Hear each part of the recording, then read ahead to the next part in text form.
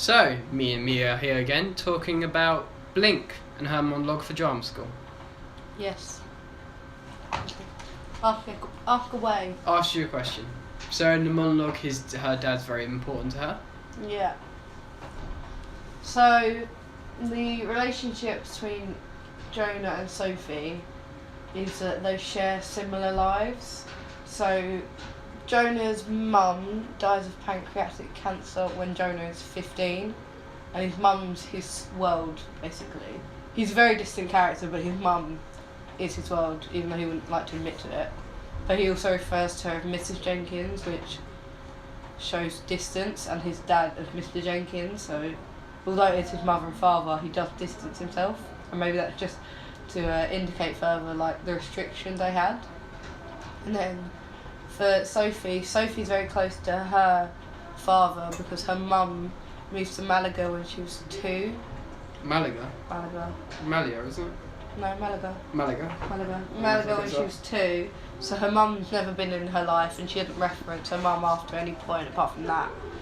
And her dad dies of pancreatic cancer at a later age.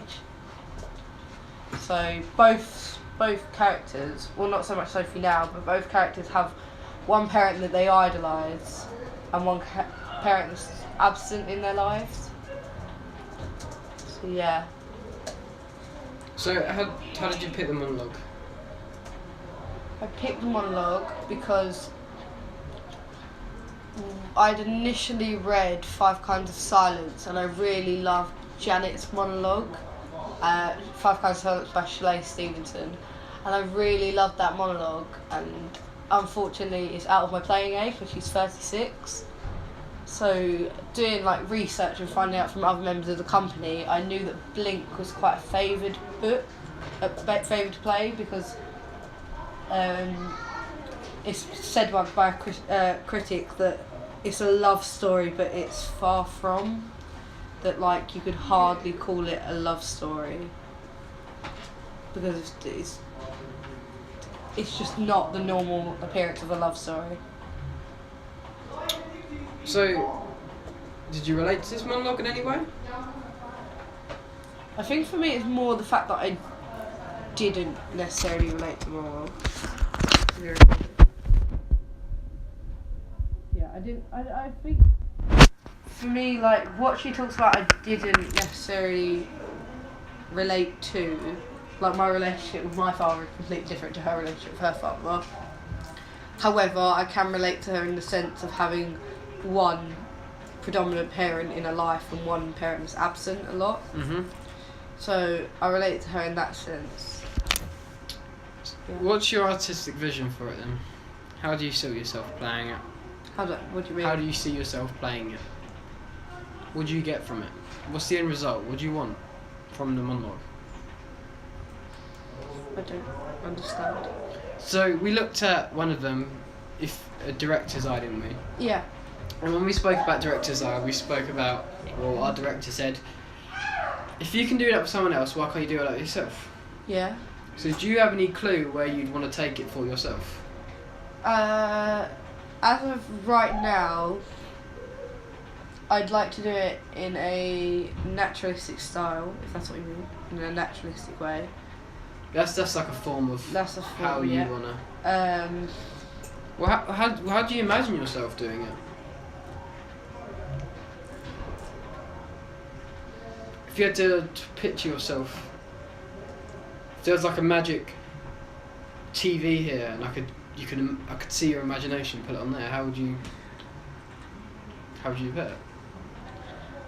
Well, I've said now that I'd do it naturalistically, but if it was to play out, I don't know, I'd sort of imagine her on a treadmill. That sounds weird, but like, as she talks about different things that passes through her, if you get what I mean. So she's got a sore gum that keeps her out of her bed.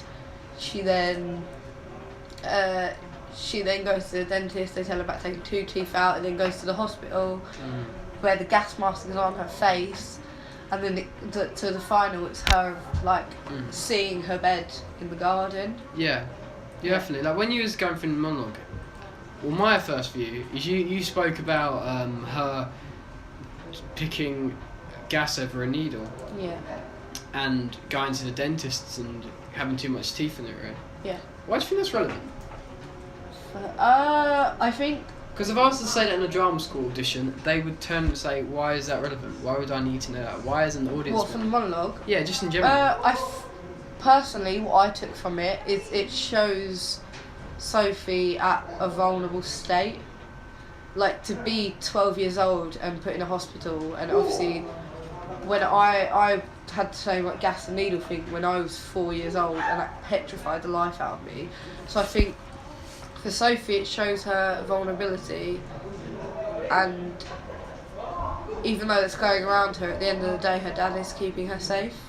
And she even says at the end of the monologue, so I'm telling you this so you can see the kind of person my dad was. So I think it's truly showing her dad was the one that was there for her. So it's like emotional recall for her. So Yeah. she had to speak about her dad, she'd speak about that. She sounds like she very, like, where her dad was such a massive figure in her life, and at this point obviously we don't know he has pancreatic cancer, but saying you can see the kind of man my dad was, it's either has he completely changed then, or has he passed away. So it sort of feels like for an audience it puts that like numbingness in the heart. And then when Jonah, so Sophie's monologue's first, and then it's Jonah's monologue, and then Jonah talks about his mum, how she dies and how he felt, and it's seeing very much saw the someone else's similarity. monologue, wasn't it? George didn't know him. George, yeah. Yeah, he did them. Okay. Yeah, so that's what the welly boots. The welly boots and the pancreatic. Yeah, cancer. George Okay. had welly boots. Okay. But yeah, that's why, because you see the similarities.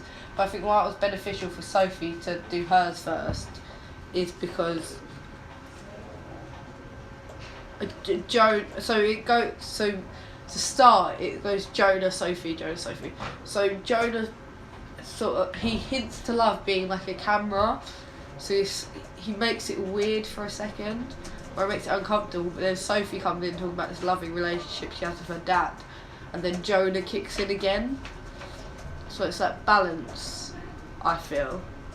Rather than if Jonah straight away come in with that, my mum has pancreatic cancer, you feel like, okay, this is random, what's the point?